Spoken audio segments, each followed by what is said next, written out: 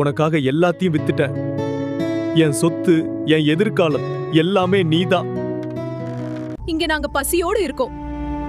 ஆனா அவரு வேலைக்கு போகாம தினமும் ரகசியமா எங்கேயோ போறாரு. குடும்பத்தை கூட பார்க்காம அப்படி எங்க தினமும் ரகசியமா போறாரு?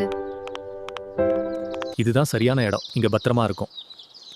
யாரோட நிழலும் உன் மேல படாது. இது இந்த மண்ணுக்குள்ள யாரோட பசிய தீக்க போது யாரையும் காப்பாத்தாது. என் தங்கம் எல்லாம் போச்சே.